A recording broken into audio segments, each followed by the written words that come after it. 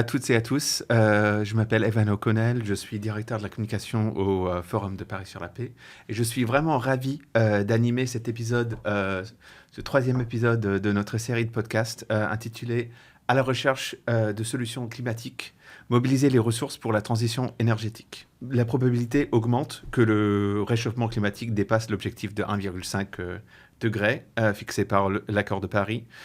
Et ça nous alarme de plus en plus. Et face à cela, il y a une course qui s'intensifie aux énergies renouvelables. Et donc l'exploitation de ces minéraux de transition, tels que le lithium, le cobalt, le nickel, est vraiment devenu un enjeu central pour nos dirigeants nationaux et mondiaux. Donc, aujourd'hui, on va se pencher sur quelques questions autour de ces minéraux. Comment accélérer cette transition énergétique face à l'urgence climatique? Quelles innovations sont nécessaires pour que cette transition soit durable et équitable à l'échelle mondiale? Quelles nouvelles dynamiques géopolitiques et économiques émergent dans ce contexte? Et comment s'assurer que cette transition ne vienne pas exacerber d'autres crises écologiques ou sociales? On l'a vu en France, on l'a vu ailleurs dans le monde. Il faut l'acquiescence aussi des populations pour les accompagner vers cette transition.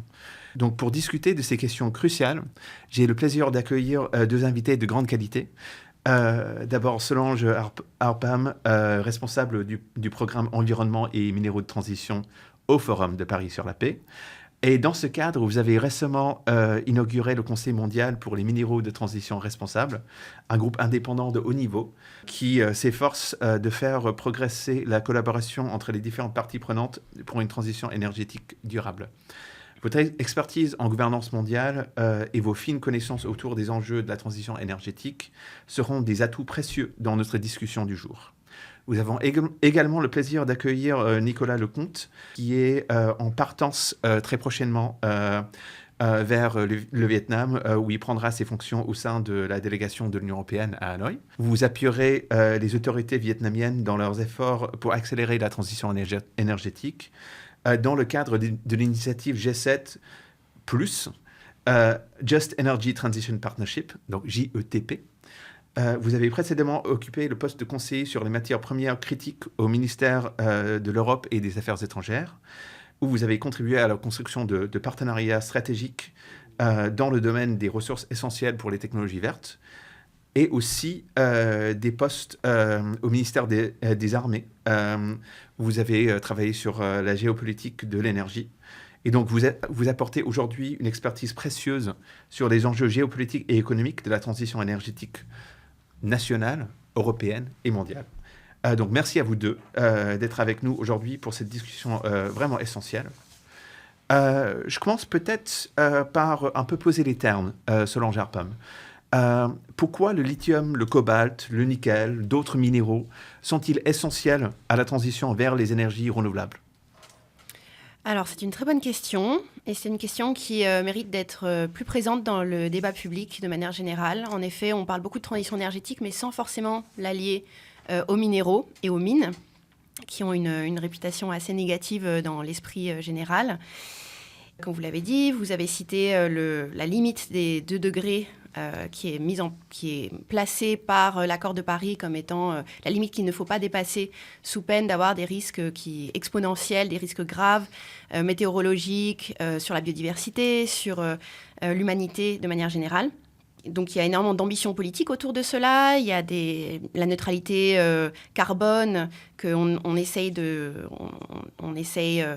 d'atteindre. Donc, il y a même des objectifs extrêmement ambitieux qui ont été exprimés, que ce soit par les États-Unis et l'Union européenne, qui souhaitent atteindre la neutralité carbone d'ici 2050, la Chine d'ici 2060. La dernière COP, la COP 28, il y a eu un objectif qui a été exprimé par 118 États de tripler les énergies renouvelables d'ici 2030. 2030, c'est demain. Donc, Tout ceci est très bien, c'est très positif que tout le monde ait un consensus autour de cet objectif et autour de cette presque obligation morale d'aller vers les énergies renouvelables. Mais les minéraux sont très absents du débat. Et donc, c'est là où on peut se pencher sur un rapport, par exemple, de l'IEA qui est sorti en 2021 et qui a un petit peu poussé la prise de conscience sur ce sujet. Qui a donné des chiffres sur l'importance de ces minéraux pour la transition énergétique. Par exemple, sur l'éolien, si on compare un parc éolien à une centrale à gaz de même capacité, le parc éolien demande 9 fois plus de ressources minérales dans sa fabrication. Et c'est la même chose pour les voitures électriques qui demandent 6 fois plus de ressources minérales pour la fabrication d'une voiture électrique plutôt qu'une voiture conventionnelle. Donc, de manière générale, l'IEA estime qu'il nous faudrait 4 fois plus de minéraux que l'on en consomme aujourd'hui, puisqu'on consomme déjà ces minéraux, que ce soit du cobalt, des terres rares, dans tout ce qui est technologie. Tout ce qui est électrifié, tout ce qui est électrification, c'est du cuivre. Et on va en avoir besoin de beaucoup plus dans les années à venir. Donc 4 fois plus, dit l'IEA, si l'on veut respecter cette limite de 2 degrés, et si l'on veut réussir à atteindre la neutralité carbone. Et donc ça pose énormément d'enjeux en termes d'approvisionnement de ces mêmes minéraux. Alors justement, quand on pense, alors vous y viendrez sans doute, Nicolas Lecomte, on pense au temps qu'il faut pour lancer une nouvelle mine, notamment. Par exemple, comment aboutir à donc un approvisionnement qui est plus adéquat et plus durable. Quels sont un peu les enjeux liés à l'offre des minéraux, justement? Alors, merci beaucoup pour votre question. Je vais tout d'abord revenir sur la définition de métal ou minerai critique. Certains parlent également de métaux rares, mais ils ne le sont pas tous. Au sens large, l'UE par exemple en reconnaît 34. Un métal critique, c'est un métal qui à la fois a une importance économique certaine et peu substituable pour des industries estimées comme stratégiques. Et d'autre part, son offre fait l'objet d'instrumentalisation, de monopoles, d'oligopoles qui peuvent induire des distorsions et, in fine, moins d'offres par rapport à la demande. Et en ce qui nous concerne, et j'en viens aux minerais de la transition énergétique, une décélération de la transition énergétique par rapport aux objectifs qui ont été fixés. Pour revenir sur ces minerais de la transition énergétique, donc effectivement, les principaux ont été cités, les terres rares pour les rotors des éoliennes, les moteurs électriques, l'électronique au sens large, le lithium, le nickel, le cobalt, le graphite pour les batteries. Mais on a aussi des platinoïdes, du platine, qui sont nécessaires pour les applications liées à l'hydrogène, et qui vient notamment d'Afrique du Sud. Les terres rares viennent essentiellement en extraction, mais surtout en transformation de Chine. Etc., etc. Il y en a 34, donc je ne vais pas revenir sur l'ensemble de ces métaux critiques.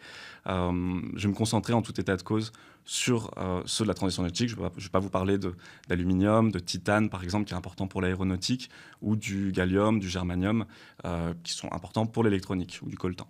Pour revenir là-dessus, vous citiez le rapport de l'AIE de 2021, qui a véritablement été fondateur pour mettre en visibilité la thématique des métaux critiques, qui était effectivement oubliée dans le débat public. Et vous le disiez également, un projet minier extractif met 15 ans entre la conception et la mise en service. Or, aujourd'hui, et ça a été rappelé, les besoins liés à la transition énergétique dans un scénario stated policies, comme le dit l'AIE, vont être multipliés par 2 d'ici à 2030, par 3 d'ici à 2030 dans un scénario net zero, et par 4 d'ici à 2040, toujours dans ce scénario net zero. Donc on a véritablement un enjeu extrêmement fort, puisque aujourd'hui, l'offre en métaux critiques ne suit pas, que ce soit dans l'extraction et la transformation, et les instrumentalisations se multiplient. On pourrait y revenir.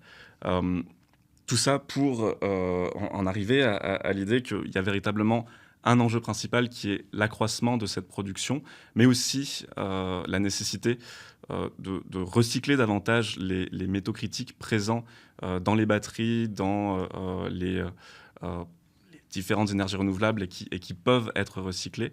Je pense aux terres rares, je pense au cuivre par exemple et à d'autres. L'Union européenne a d'ailleurs mis en place des objectifs dans ce domaine, mais aussi à des usages un peu plus sobres, typiquement privilégier Si l'on parle toujours des véhicules électriques, une petite voiture plutôt qu'un SUV électrique est une mesure de bon sens. Je m'arrête là pour le moment. Alors, ça permet de faire une bonne transition vers justement ce besoin de réconcilier à la fois donc, un accroissement très rapide de la production et en même temps une nécessaire durabilité, responsabilité dans l'extraction de ces minéraux. Comment justement s'en assurer, comment augmenter nos capacités de production, faire des mines là où il faut, aller creuser sans justement exacerber les crises déjà existantes ou en créer de nouvelles environnementales. Comment minimiser les impacts négatifs de cette exploitation, quelles pratiques, quelles innovations. Peut-être commencer par vous, Solange, et puis ensuite Nicolas. Oui, bien sûr. Donc, les mines le secteur minier est considéré comme un secteur sale dans l'imaginaire populaire pour des bonnes raisons. C'est-à-dire que historiquement, c'est un secteur qui a eu des impacts extrêmement négatifs environnementaux, que ce soit sur la biodiversité, sur la pollution des sols, la pollution de l'eau, et puis sur les droits de l'homme. Bien sûr, il y a toute une histoire de droits des enfants, de droits des populations vulnérables, d'expropriation des terres, qui fait que ce secteur est très perçu comme très négativement. Et même sur l'émission de gaz à effet de serre, c'est un secteur qui est très polluant, qui participe à 8 à 10% des gaz à effet de serre mondiaux. Et donc, que faire pour tenter d'encadrer ce secteur et puis d'encadrer en fait toute la chaîne d'approvisionnement qui mène jusqu'à nous, consommateurs, pour faire en sorte qu'on consomme des minéraux qui soient responsables, comme on le disait. Pour ça, il faut deux choses. Il faut des normes et il faut des financements. Sur les normes, comme ce sont des chaînes d'approvisionnement internationales, on rencontre en fait les mêmes problématiques qu'on rencontre sur tout ce qui est protection des biens communs. C'est-à-dire, on a du mal en fait à faire respecter de manière internationale le droit international, juste parce que les instruments sont vraiment dans les mains des États. Et donc, on a plutôt du soft law de manière internationale, donc plutôt des guides de bonnes pratiques, donc un guide de l'OCDE sur la diligence responsable le long des chaînes d'approvisionnement. On a des choses au niveau de l'ONU également, mais rien de très contraignant. Et la problématique, c'est que la plupart des mines, telles qu'on les appelle, sont vraiment dans les pays en développement. Donc des pays qui ont une gouvernance qui est plutôt fragile, qui n'ont pas forcément tous les instruments pour s'assurer que les entreprises respectent le droit local s'il y en a un. Et donc, ça pose énormément de problématiques. Et en termes de financement, on est vraiment loin derrière parce qu'il nous faudrait, je crois que c'est estimé à 1,7 trillion de dollars d'ici 2050 pour vraiment assurer les objectifs que l'IEA met dans son papier. Et donc, on n'est pas du tout là. Les investissements diminuent parce que les prix sont très bas en ce moment. Il y a beaucoup de volatilité des prix. Et puis même en termes d'investissement, le secteur minier, comme je le disais, a malheureusement une réputation extrêmement négative pour plein de raisons. Et donc les investisseurs ne se tournent pas forcément vers le secteur minier pour leurs investissements, notamment les investisseurs généralistes. Ils n'ont pas une bonne connaissance du secteur. C'est un secteur qui a énormément d'incertitudes. Vous parliez des longues années entre la découverte d'un premier gisement et ensuite l'extraction d'un premier minéral. On dit que c'est une moyenne de 16 ans. Donc en fait, si on voulait vraiment d'ici 2040 quadrupler notre production, il faudrait dès maintenant en fait ouvrir des mines, ce qui nous semble difficile. Nicolas Lecomte, sur tous ces points, vous avez un peu, dans votre expérience précédente pour l'État français, comme aussi en regardant vers votre futur poste au Vietnam, à l'Europe donc, est-ce qu'il y a des pratiques, des innovations qui peuvent contribuer à un peu mitiger ces impacts? Est-ce qu'il y a des perspectives peut-être plus positives ou au contraire, est-ce qu'on devrait être plutôt pessimiste? Alors, tout d'abord, je précise que je m'exprime ici à titre personnel et pas au titre de mes fonctions passées ou futures. Et à cet égard, bon, pour revenir tout d'abord sur l'enjeu des standards environnementaux, sociaux et de gouvernance appliqués par les industries minières, c'est véritablement une question cardinale, une question également qui irrigue celle du financement, puisque ce à quoi on a pu être confronté précédemment et toujours aujourd'hui, c'est à une réticence effectivement des acteurs financiers, des fonds d'investissement, des grands bailleurs publics également, à investir dans le secteur minier, considéré comme sale. Mais aujourd'hui, on constate quand même que l'enjeu des métaux critiques de la transition énergétique, précisément cela, fait l'objet aujourd'hui de travaux, de taxonomie, qui visent à associer ces financements au financement des énergies renouvelables, en tout cas à les adosser pour les rendre un peu plus attractifs et permettre aux projets d'émerger. Et ainsi peuvent émerger des listes bleues, blanches ou noires de projets sur lesquels certains bailleurs internationaux ou de développement n'iront pas. Par exemple, on peut avoir des minerais critiques de la transition énergétique qui sont exclusivement des minerais critiques de la transition énergétique. Et je pense par exemple au lithium, dont l'usage, aujourd'hui c'est déjà le cas, mais à l'avenir ce le sera encore plus, qui aura un usage quasi exclusif dans les batteries des véhicules électriques. En revanche, des métaux comme le cuivre ou l'aluminium peuvent être utilisés dans d'autres applications. Et l'idée est véritablement d'être sélectif par rapport à l'enjeu de la transition énergétique. Enfin, certains minerais critiques, par exemple, l'Union européenne a retenu la coque industrielle donc de charbon comme un minerai critique, ne rentreront pas dans ces listes qui qualifieront au financement de projets de minerais critiques de la transition énergétique pour des raisons évidentes. Ce n'est pas un métal critique de la transition énergétique. Donc ça, c'était l'enjeu financement également. Donc cette taxonomie évolue, mais lentement. Il y a des travaux qui ont lieu au sein de la Banque mondiale, au sein de la Banque européenne d'investissement, de l'AFD côté français. Donc voilà, ce sont des choses qui évoluent, mais il y a le temps des procédures. Mais je peux vous confirmer que les choses avancent sur les innovations. Mais allez-y. Justement, est-ce que tous les pays jouent le jeu? Est-ce que tous les pays jouent le jeu? À la vérité, c'est vraiment une discussion qui a lieu au sein d'instances de financement ou de fonds d'investissement. J'ai le sentiment qu'il y a un intérêt collectif à avancer sur cette question des métaux critiques, à ce qu'elles soient intégrées dans les taxonomies, dans les doctrines d'investissement.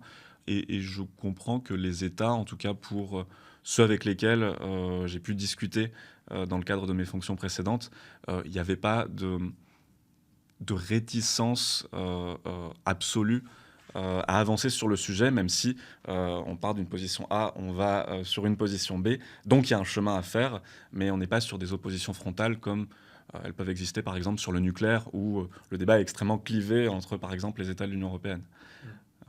Voilà pour répondre à votre question. Et sur les innovations, il y a énormément de choses à faire pour minimiser l'impact de cet enjeu des métaux critiques pour la transition énergétique, puisqu'évidemment, on ne veut pas que une mine de nickel-cobalt, par exemple, soit alimentée en énergie par une centrale à charbon, surtout si c'est du nickel-cobalt de qualité batterie pour les batteries des véhicules électriques. Ça, c'est quelque chose qui remet en question l'objectif même du soutien à ces projets. Et c'est pour ça également que les bailleurs internationaux, comme les différents organes de financement, sont prudents et cherchent à avoir des taxonomies, des doctrines rigoureuses d'investissement, qui sont également les garantes que ces financements puissent arriver pour le secteur des minerais de la transition énergétique, mais pas forcément sur d'autres minéraux ou qui ne relèveraient pas de la transition énergétique. Donc il faut être vraiment rigoureux et c'est une condition pour pouvoir avancer correctement là-dessus. Ensuite, sur les innovations, on peut également penser à l'aval. Il y a des technologies de batterie qui sont plus ou moins consommatrices de métaux critiques.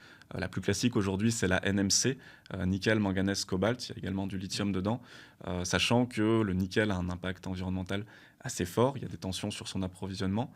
Mais le cobalt, plus encore, son approvisionnement est essentiellement assurée à 70% de la RDC, de la République démocratique du Congo, où les enjeux en termes environnementaux, sociaux et de gouvernance sont très forts. Aujourd'hui, on a également des technologies qui émergent de batteries lithium, fer, phosphate, LFP, qui montent énormément en puissance en Chine, qui lui permettent d'ailleurs de s'émanciper en partie d'une dépendance aux métaux critiques, puisque la Chine produit des métaux critiques, mais c'est également le premier marché aujourd'hui pour les véhicules électriques. Elle a donc un énorme enjeu d'approvisionnement, comme nous, et autant elle a des terres rares sur son sol, autant du nickel et du cobalt, elle l'importe, comme nous, des différents pays qui en produisent, d'Indonésie, d'Australie, du Canada, de Nouvelle-Calédonie, le cas échéant. Et donc, dans ce cadre, elle cherche également à s'émanciper par l'émergence de ces technologies, donc le LFP, lithium, fer, phosphate, sachant que le fer et le phosphate sont des matériaux qu'on trouve beaucoup plus fréquemment et partout dans le monde. Ils sont bien répartis, c'est assez simple à extraire. Et qui coûte moins cher Également. Aussi, ouais. Même si le prix est indexé sur la facilité à les récupérer efficacement également, puisque non seulement les gisements peuvent être inégalement répartis ou difficiles à extraire, mais sur l'étape de transformation, les coûts peuvent être extrêmement importants. Si on parle de l'aluminium, qui est un métal mixte, qui sert par exemple pour l'armature des panneaux solaires, la transformation de l'alumine en aluminium ou de la bauxite en alumine est extrêmement énergivore. Ouais. Est-ce que je peux rebondir sur cette question de justement la consommation parce que tu parlais juste des batteries, en faire peut-être des batteries plus petites, etc. Et c'est vrai qu'il y a toute on parle beaucoup de l'approvisionnement et il y a toute une question autour de la consommation en fait, de ces minéraux. Comment finalement essayer de rendre cette consommation plus efficace et la réduire pour en fait ne pas avoir peut-être à devoir quadrupler nos besoins en minéraux. Il y a cette question, mais c'est une question qui est très délicate pour plein de raisons, notamment parce qu'elle est très associée à des mouvements de décroissance et donc très difficile à amener dans des sphères politiques et industrielles. Mais il peut y avoir une logique à essayer de penser non pas en termes de voiture électrique ou voiture conventionnelle, mais en termes de transport décarboné, en fait. Donc, il faut voir aussi ce qui fait sens. Et sur la question du recyclage, c'est vrai que c'est quelque chose qui est beaucoup amené comme une potentielle solution, justement, pour être plus durable, plus responsable. Avec ce qu'on a aujourd'hui en termes de minéraux et de matériaux, on ne pourra couvrir que 10% des besoins de demain. Donc, dans tous les cas, il faudra ouvrir des mines et avoir plus de minéraux d'une manière ou d'une autre. Voilà, je voulais juste compléter là-dessus. Et dernier petit point, c'était sur ce que je disais sur le soft law et tout ce qui existe en termes de encadrement des approvisionnements pour qu'ils soient plus responsables. Il existe énormément de standards volontaires, peut-être que tu allais en parler Nicolas, mais qui essayent justement qui sont donc volontaires, donc faits par les entreprises pour essayer de cadrer leur propre action. Et donc il y en a plusieurs, les plus grands, les plus connus, c'est ICMM et IRMA. Et il y a une prolifération de ces standards, il y en a je crois, il en existe plus de 200 au monde. Donc, et donc c'est très difficile pour que ce soit les personnes, les investisseurs ou même les consommateurs de savoir exactement quels standards suivre, même pour les entreprises, à quel standard adhérer. Il y a des efforts pour essayer d'harmoniser et de rationaliser tous ces standards qui existent. Mais c'est vraiment un travail en cours et tant qu'on aura tous ces standards, même si c'est important d'avoir plusieurs standards pour pouvoir, parce qu'en fait, ces minéraux, c'est pas non plus une matière homogène. Chaque minéral a sa chaîne d'approvisionnement et ses spécificités.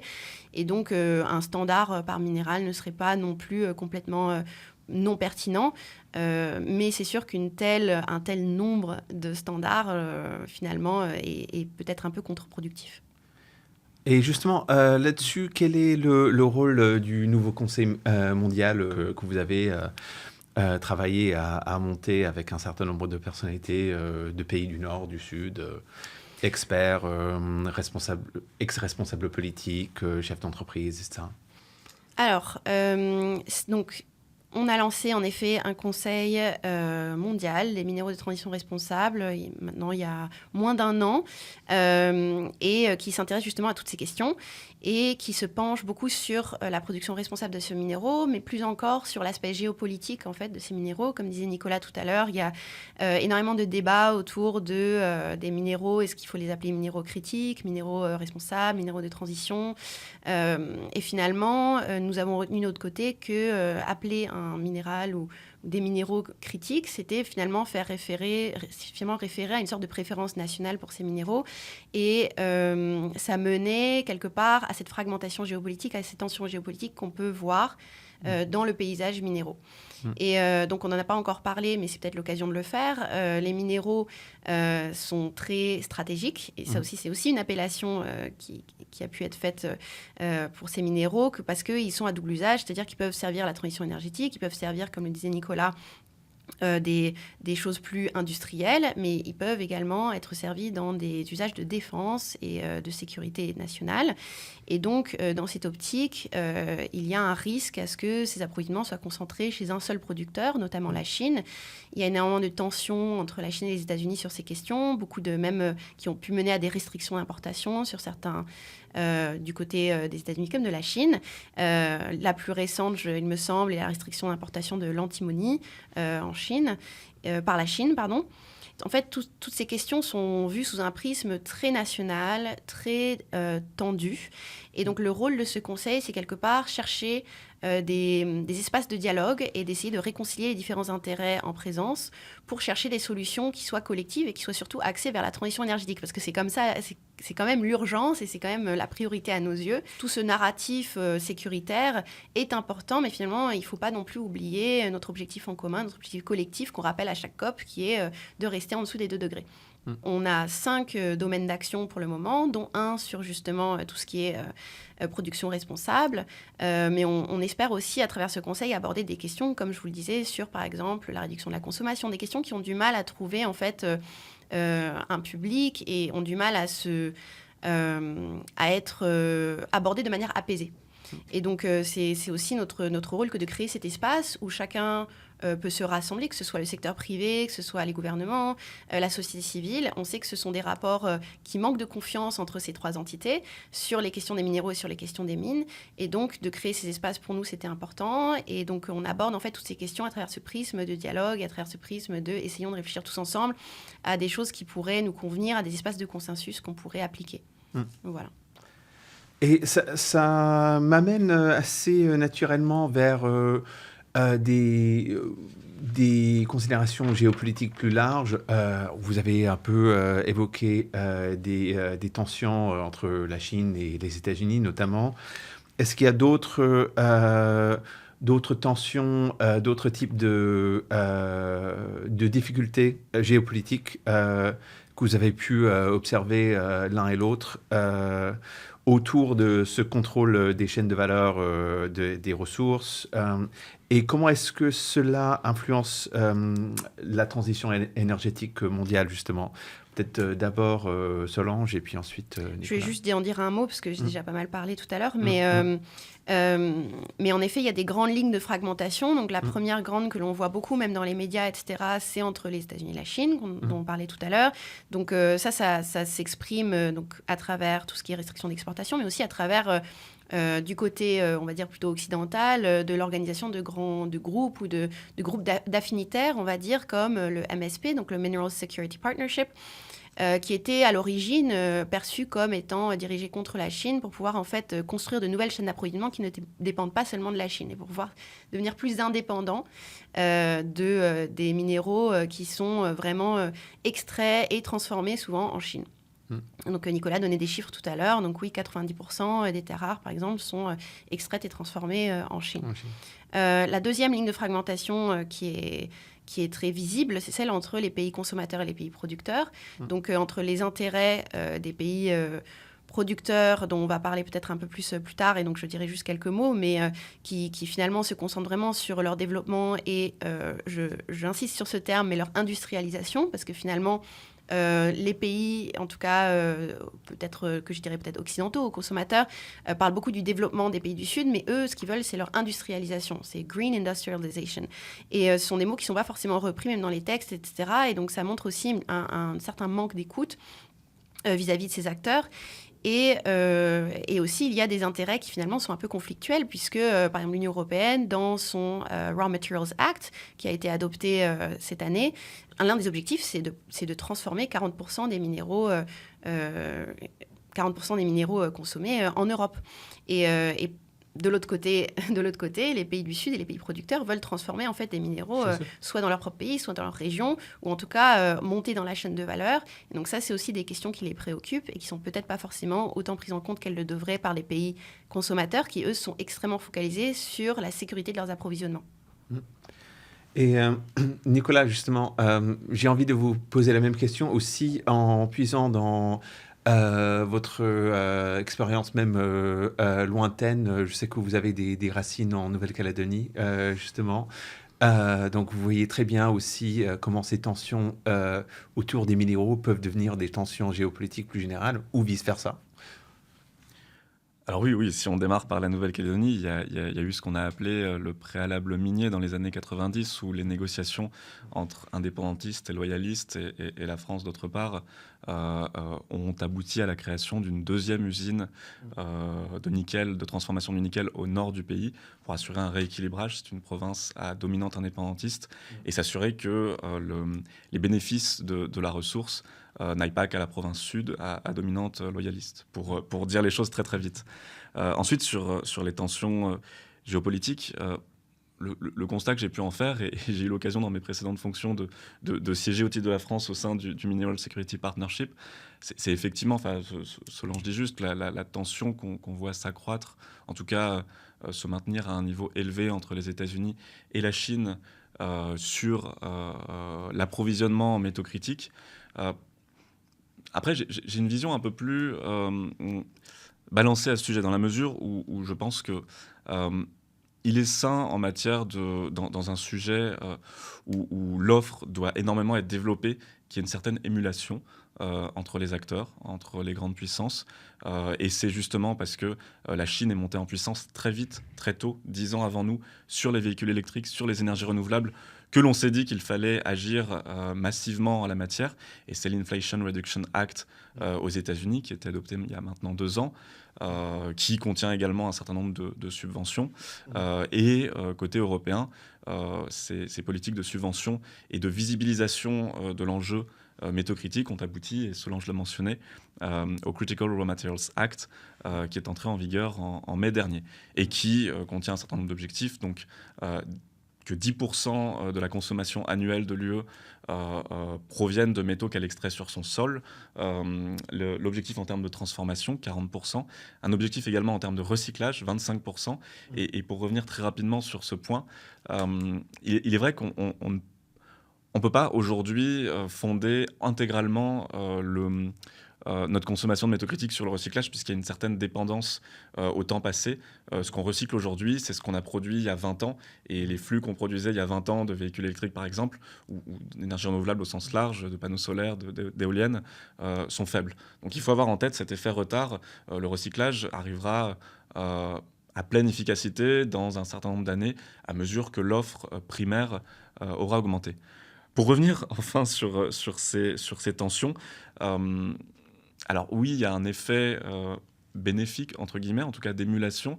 Il y a un effet aussi, des effets négatifs. D'une part, ça laisse énormément de pays qui ont tout autant besoin et qui doivent tout autant que nous assurer leur transition énergétique, mais qui n'ont pas le budget pour assurer cette course aux subventions qui peut être à certains égards néfaste au niveau global, puisqu'elle aboutit sinon à un monopole sur l'offre, du moins à un oligopole, en tous les cas à des instrumentalisations et des distorsions en termes de concurrence au niveau international.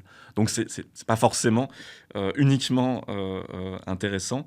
Néanmoins, on peut aussi considérer que ces tensions peuvent être l'occasion, et justement l'initiative du Conseil global y participe, de créer des espaces de discussion, pas seulement entre ce qu'on appelle les États affinitaires, occidentaux, etc., mais des instants de discussion entre tous les États, tous les producteurs, toutes les parties prenantes de cet enjeu méthocritique, État producteur, État consommateur, entreprises, ONG, afin justement de s'assurer de ce qui pour moi sont les conditions principales du développement de projets extractifs, à savoir assurer une transparence d'une part des marchés sur les prix, puisque des prix extrêmement variables ne permettent pas de sécuriser des investissements qui sont rentables au bout de plusieurs décennies souvent, et d'autre part une certaine prévisibilité. Et donc ça suppose d'avoir la capacité d'avoir un peu moins de fluctuations de prix. Il y a plusieurs initiatives en la matière. On parle également de Green Premium, mais on y viendra peut-être ensuite sur d'autres questions, à savoir, pour aller très vite là-dessus, d'avoir un prix plus élevé qui récompense, ou plutôt qui signifie une production, une extraction, une transformation de métaux critiques qui respectent des standards environnementaux, sociaux et de gouvernance élevés. Donc il y aurait un signal prix lié à ce respect de standards environnementaux, sociaux et de gouvernance élevés, mais qui pourrait induire un découplage du marché avec, de l'autre côté, un marché qui n'aurait pas des standards environnementaux, sociaux et de gouvernance aussi élevés, ce qui laisse aux entreprises le choix déterminé par le prix, sans incitation, sans normes, au-delà de la question des standards. Il y a de fortes chances qu'elles se portent sur le moins coûtant, sauf si justement il y a une pression au niveau de la société civile. Un marché Monoprix et un marché Lidl, autrement dit, quelque part. C'est ça, exactement. Un peu ça. D'accord. Ou Biocop. Chacun ses références. Ça a un peu préempté justement ma question sur les tensions économiques plus générales autour du concept de minéraux responsables. Tous ceux dont on vient de discuter, selon Gerpam, comment concilier les impératifs économiques des pays producteurs, des pays consommateurs, et aussi l'urgence climatique? Vaste question. Vaste question. C'est une question à laquelle on tente de répondre aussi au sein du Conseil mondial. Et c'est une question qui soulève un petit peu tous les... je dirais... qui est délicate et qui soulève beaucoup de débats.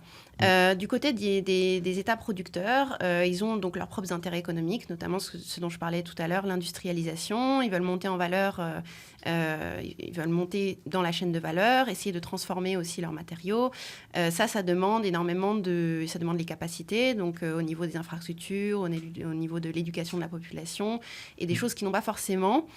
Et donc, des partenariats nord-sud pourraient être pertinents dans ce cas, puisque des pays plus développés pourraient apporter de l'aide au développement, du renforcement des capacités. C'est une des solutions qui se dessinent. On voit que, par exemple, l'Union européenne signe énormément de MOUs avec plusieurs pays producteurs en développement, en leur promettant justement, en leur proposant de répondre à leurs intérêts économiques et de les aider en fait à monter dans cette chaîne de valeur et de les aider sur plusieurs plans. Ces États en développement, ils sont souvent, malheureusement, ils sont aussi très hauts dans les index de corruption. Donc, il y a aussi un gros problème de non-transparence dans la vie publique, il y a un problème de non-distinction des pouvoirs en place, de non-séparation des pouvoirs, il y a beaucoup de népotisme, etc. Donc ça, c'est un gros obstacle, non seulement au financement, mais également à toutes sortes d'aides qu'on pourrait apporter à ces pays, et c'est des problématiques qu'on ne peut pas résoudre malheureusement que de l'extérieur. Donc il y a une limite en fait à ce que l'aide peut faire sur ces sujets-là. Et donc il y a cette question-là du côté des pays producteurs, et du côté des pays consommateurs, il y a la question du prix, comme disait Nicolas, la question du juste prix, combien est prêt à payer un consommateur de minéraux, c'est-à-dire tout au bout de la chaîne de valeur, tout ce qui est Microsoft, Apple, et puis toutes les industries éoliennes et panneaux solaires, etc. Combien sont-ils prêts à payer pour des minéraux responsables? Combien sont-ils prêts à payer en plus pour que ces minéraux soient responsables? Donc, est-ce que ce marché existe vraiment? Est-ce que qu'est-ce qu'ils sont prêts à mettre sur la table. Mm. Donc ça, c'est pour l'instant, on n'a pas vraiment de réponse. Il y a des études contradictoires qui existent.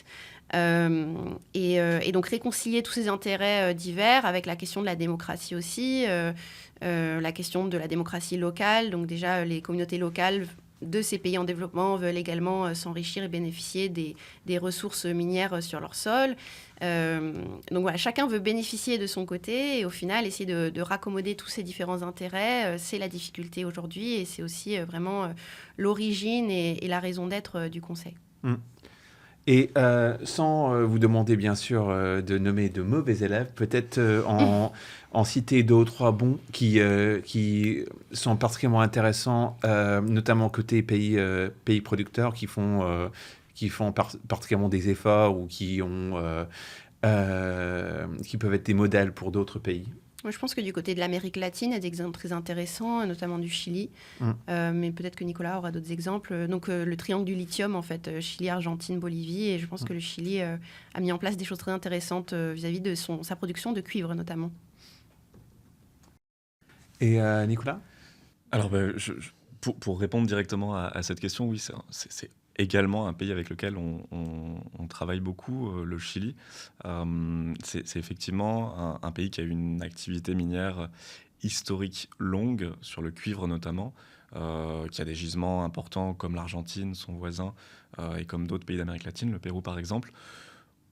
Dans un contexte où, historiquement, l'extraction minière, et j'ai eu l'occasion d'en parler avec des activistes sud-américaines l'année dernière à la Maison de l'Amérique latine, dans le cadre d'un colloque, il y a eu des enjeux de ce qui a été appelé l'extractivisme et des craintes aujourd'hui que n'arrive une sorte de néocolonialisme vert où justement les États consommateurs, notamment occidentaux, mais pas que, viendraient piller les ressources sans laisser beaucoup de valeur ajoutée sur place et sans respecter aucun standard. C'est évidemment pas comme ça qu'on agit, pour ce que j'ai pu en voir et de façon générale, ce qu'on essaye de faire et ça apparaît dans tous les partenariats que l'on signe côté France, côté Union européenne également. On a signé des partenariats avec le Canada, l'Australie, qu'il ne faut pas oublier, qui sont des pays aussi bien producteurs que consommateurs, d'ailleurs même plus producteurs que consommateurs, le Kazakhstan, le Chili, la Bolivie également, la République démocratique du Congo, et etc., etc. Et on discute avec d'autres pays, tous les pays importants pour la sécurisation de nos approvisionnements. Je pense à l'Indonésie également. Et dans ce cadre-là, on essaie de fonctionner suivant trois grands axes. En premier lieu, on cherche à s'assurer ou à assurer un soutien diplomatique et financier aux projets qui concourent à la sécurisation des approvisionnements françaises et européennes. En deuxième lieu, on s'assure également, puisque ces projets reçoivent souvent des financements publics, on s'assure sur cette base-là qu'ils respectent les meilleurs standards environnementaux, sociaux et de gouvernance. On s'assure également que ces projets bénéficient aux populations locales. C'est évidemment une demande de ces différents États que de remonter la chaîne de valeur, y compris d'ailleurs de l'Australie et du Canada. C'est pas seulement les pays du Sud. Tout le monde veut des gigafactories de batteries sur son sol. Et pour commencer, au-delà des installations extractives, des installations de transformation. Et ce sont des domaines sur lesquels justement il y a des coopérations qui sont possibles, parce que tout n'est pas forcément faisable en Europe. Il y a souvent une ligne de crête entre les intérêts du pays consommateur, du pays producteur, qui est trouvée, et on arrive à des accords. Le deuxième axe, c'est de travailler sur des coopérations qui vont irriguer ces projets et les améliorer, que ce soit sur des coopérations géologiques pour identifier des nouveaux gisements d'intérêt, des coopérations sur la formation, parce que l'enjeu des ressources humaines est extrêmement important pour permettre à des projets équilibrés et sains de ce point de vue-là d'émerger, avec une main-d'œuvre principalement locale à tout niveau hiérarchique. Et également des coopérations au niveau de la R&D qui alimentent directement la remontée des chaînes de valeur de ces pays. Au Chili, par exemple, on a engagé via le CEA, via le Bureau de recherche géologique et minière, le BRGM, des coopérations dans ces domaines, par exemple sur les batteries tout solides, qui sont des batteries uniquement basées sur le lithium, donc pas sur le nickel, pas sur le cobalt, que le Chili n'a pas. Et donc, ça les intéresse évidemment de remonter sur cette chaîne de valeur-là. Et on les appuie en lien avec une entreprise qui s'appelle Blue Solution. Troisième axe, et non des moindres, coopération sur les standards environnementaux, sociaux et de gouvernance. Et là-dessus, je pense qu'on peut citer par exemple une coopération qu'on a engagée avec la République démocratique du Congo, avec une expertise mise auprès de l'Initiative pour la transparence des industries extractives, son antenne de Kinshasa, pour appuyer une amélioration des dispositifs fiscaux locaux qui, en étant plus transparents, peuvent être également moins faire l'objet de corruption ou de soucis de ce type-là. Donc voilà pour les partenariats. Et je vais peut-être m'arrêter là et vous laisser rebondir.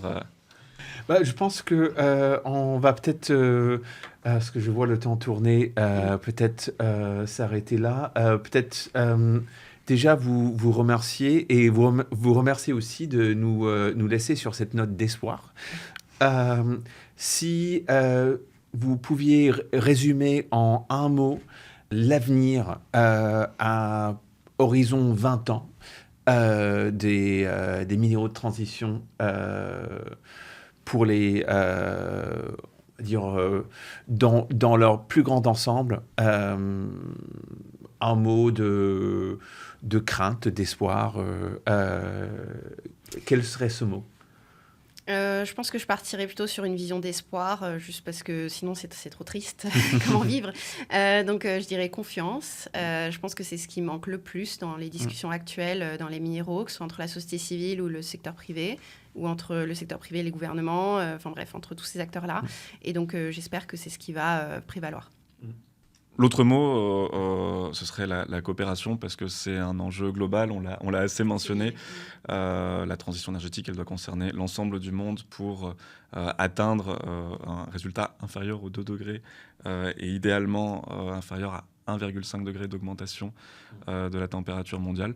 Donc il faut coopérer entre États du Sud et du Nord, avec les entreprises, avec les ONG, toutes les parties prenantes. C'est ce à quoi je me suis employé dans mes précédentes fonctions et ce à quoi beaucoup de gens s'emploient aujourd'hui, et également Solange dans le cadre de son initiative. Donc il y a beaucoup d'envie d'énormément d'acteurs aujourd'hui de coopérer, et je pense que ça va surpasser les tensions inévitables dans ce domaine, mais qui peuvent être canalisées. Merci beaucoup à vous deux. Nous espérons que cette discussion aura enrichi la compréhension des enjeux climatiques et des solutions nécessaires pour un avenir plus durable pour nos spectateurs. Pour aller plus loin, nous invitons nos auditeurs à suivre le Forum de Paris sur la paix 2024, donc le 11 et le 12 novembre prochain, que ce soit sur place pour ceux qui vont nous rejoindre à Paris, ou bien sur les réseaux sociaux, en live stream sur YouTube et sur nos autres réseaux, pour vivre l'événement comme si vous étiez. Vous pourrez y suivre des panels, des discussions et des entretiens exclusifs retransmis en direct, notamment sur ces sujets, donc minéraux. Merci beaucoup de nous avoir parlé, écouté, et à bientôt. Merci. Merci beaucoup. Merci beaucoup.